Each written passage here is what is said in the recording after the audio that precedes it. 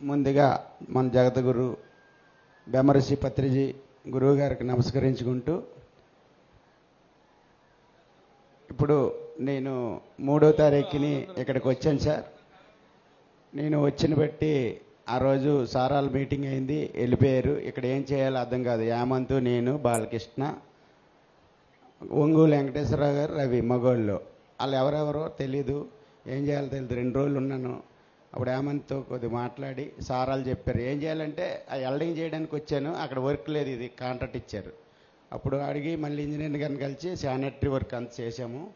చాలా బాగుంది. కానీ నెలల నుంచి ఇంత కూడా నేటి ఆలోచన రాకుండా పని చేసాము. కానీ ఇక్కడ పని చెప్పేవాళ్ళు లేరు ఎవరు. ఏం పని చేయాలి, ఏం చేయాలి. హేమంత్ గారు బిజీ, ఆ బాలకృష్ణ గారు బిజీ. కానీ నాకు నేనే ఆలోచించుకుంటూ కూర్చొని ధ్యానంలో తెల్లారిగట్ల ఆ రోజు ఏదనిపిస్తే అది నాయంతలు నేనే చేసుకొచ్చా.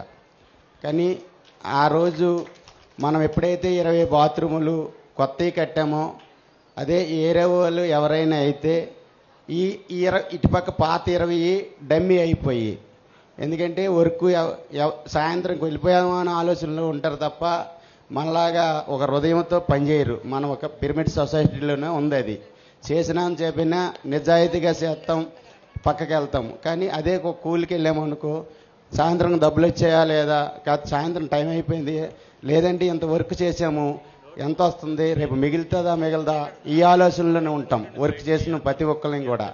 ఈ ధ్యానం వల్లే మనం ఆ ఆలోచన అంతా మారి ఒక దీనిగా చేసుకుంటూ నెలల నుంచి ఒక ఆలోచన చేసుకున్నా. కానీ సార్ ఎప్పుడు చెప్తుంటారు, జగన్నాథ్ గట్టు నా ఆత్మ అన్నారు పత్రి సార్ అని. కానీ ప్రతి ఒక్కరిని మనం ఎంత ధ్యానం చేసినా ఎక్కడో డౌట్లు ఉంటాయి. నాకు కూడా అన్నారా నిజంగా అనిపించేది. నేను గిద్దలూరు దగ్గర పిరమిడ్ టచ్ చేయడానికి వెళ్ళాను. ఆ రోజు ఆమెకి 75 సంవత్సరాల వయసు ఉంటుంది. ఆమెకు 13 కిలోమీటర్ల నుంచి మాకు పాయసం తయారు చేసుకొచ్చి పెట్టి పత్రి సార్ గురించి నాకు ఆ రోజు నిద్రలో వింటున్నా. గంట సేపు మాటలు చెప్తూ జగన్నాథ్ గట్టు నా ఆత్మ అని అన్నారని ఆ మేడము వాయిస్ నాకు వినపడ్డది. అంటే నా డౌట్ అక్కడ క్లియర్ అయిపోయింది.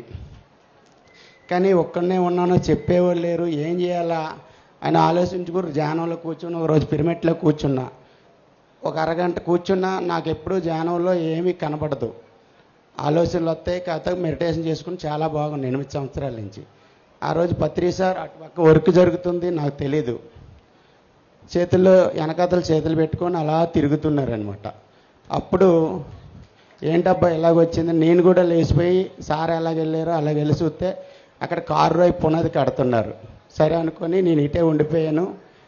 అది ఎంత ట్రై చేసినా ఎన్ని గింజుకున్నా బయట వాళ్ళు ఎవరూ రాలేదు. ఇంచుమించు సుమారు 100 మంది మన జానలే కంకర పోసాం, మట్టి పోసాం, ఆ పైపులు వేసాము. 3 రోజుల్లోనే అది కంప్లైంట్ చేసామన్నమాట. అంటే సార్ అటు వెళ్ళారు, అంటే ఇది ఎవరూ చేయకూడదు మనమే చేయాలని అక్కడ విజన్తో అలాగొచ్చింది. 3-4 రోజుల్లో చాలా అద్భుతంగా చేసాం. Thank you sir, thank you. ఎవరైతే మన పిరమిడ్ సొసైటీలో ఇష్టంగా చేస్తారో వాళ్ళకి ఏ రోజు కష్టం ఉండదు. నాకు నిన్నటిదాకా ఇంత కూడా ఏమనిపించలేదు. ఈరోజు మట్టుకు మొత్తం పడుకుండిపోయాను. అంటే నిన్నటితో వర్క్ అయిపోయింది కాబట్టి ఈ రోజుతో నాకు ఫ్రీగా అయింది అనమాట. అందుకని ప్రతి ఒక్కరిని ఎవరో వచ్చి చెప్తే చేద్దామని కాకుండా మనలో మనమే ఒక హృదయంతో చేసుకున్న రోజు మనకి ఏ రోజు కష్టం ఉండదు, ఇష్టంగా ఉంటాం. Thank you sir, thank you.